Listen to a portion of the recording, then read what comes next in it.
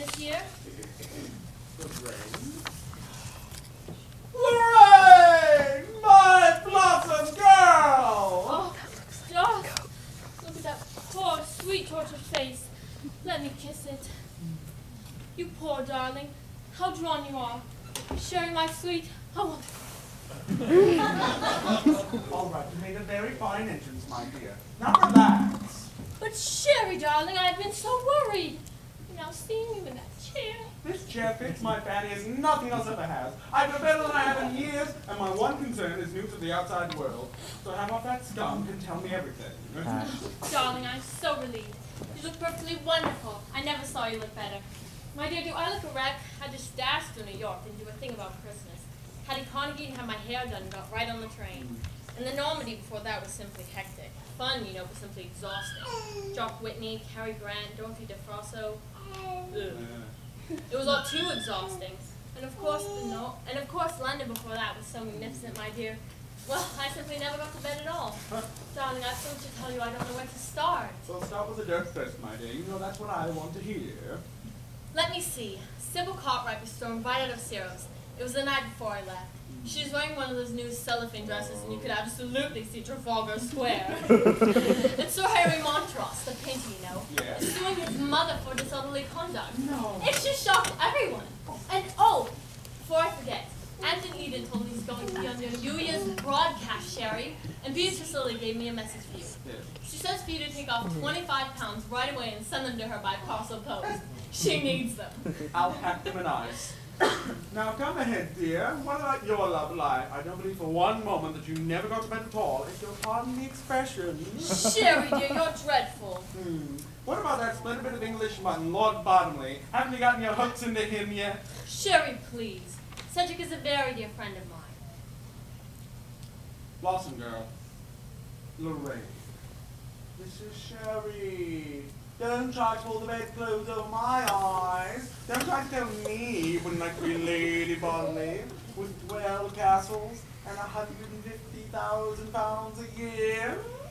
Oh, by the way, see, I haven't think done about his teeth yet. Every time I order Roquefort cheese, I think of those teeth. Sherry! Really? Cedric may not be brilliant, but he's rather sweet, poor lamb. And he's very fond of me. And he does represent the kind of English way of living that I like. Surrey and London for the season, shooting box in Scotland, that lovely old castle in Wales. You were there, Sherry, you know what I mean. I do indeed. Well, really, Sherry, if I can marry Cedric, I don't see why I shouldn't. Shall I tell you something, Sherry? I think from something that he said just before I sailed that he might finally be coming around to it. It wasn't definite, mind you, but don't be surprised if I am Lady Bottomley before very long. Lady Bottomley won't tend be surprised. However, I shall be a flower girl and give the groom an iron toothpick as a wedding present. So come ahead, dear. Let's hear some more of your skullduggery. Well... No! Go away! I am busy! Who's that? Oh, that was the plumber, dear. Now, come on, I want some news. But Sherry, what about this play? After all, I've come all the way from New York, even on Christmas Eve. I've been so excited ever since your phone call. Where is it? When can I read it? Oh, all right, here's the situation. This young newspaper man, his name's Bert Jefferson. He gave me the play on the understanding that I sent it to Kit Cornell. It's a magnificent part, my dear, and God knows I feel disloyal to Kit. Well, that's that.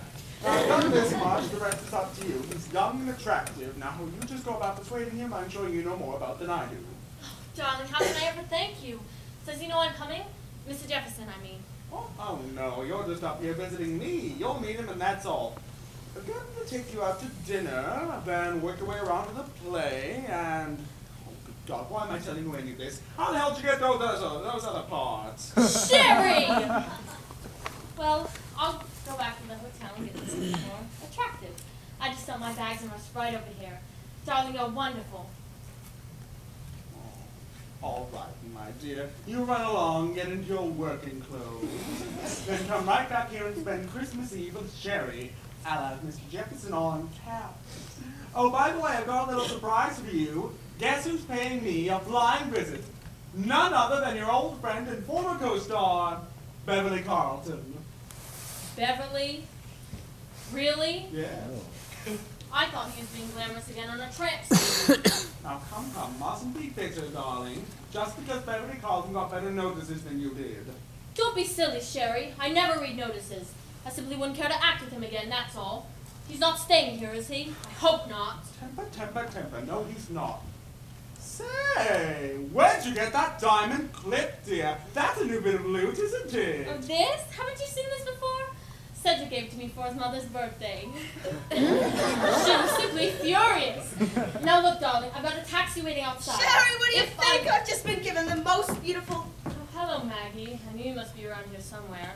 How are you, my dear? Sandra's been at work, my pet. Blossom Girl just dropped in out of the blue and surprised us. Hello, Lorraine. Who's that? Bert! Come on in here, Bert. This is Mr. Bert Jefferson, young newspaper man. Mr. Bert Jefferson, Ms. Lorraine Sheldon. How do you do, Miss Sheldon?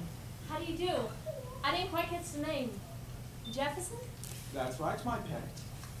Why, Mr. Jefferson, you don't look like a newspaper man. You don't look like a newspaper man at all. Really? I thought it was written all over me in neon lights. Oh, no, not at all. I should have said you were an aviator, an explorer or something. They have that same kind of dash about them. I'm simply enchanted with your town, Mr. Jefferson. It gives one such a warm, gracious feeling. Tell me, have you lived here all your life? Practically. If you wish to hear the story of his life, Lorraine, kindly do so on your own time. Maggie and I have work to do. Isn't that right, my pet?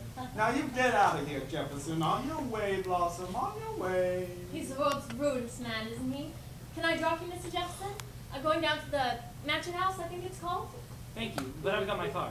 Suppose I drop you. Well, would you? That'd be lovely. We'll send the taxi right off. See you in a little while, Sherry. Bye, Maggie. By the way, I'm invited back for dinner, am I not? Oh, why, of course. At Christmas time, I always feed the needy. Stop losing out and get out. Come on, Mr. Jefferson. I want to hear more about this charming little town. And I want to hear a good deal about you, too. Now, how much did you say they wanted out of this broadcast? 4 minutes?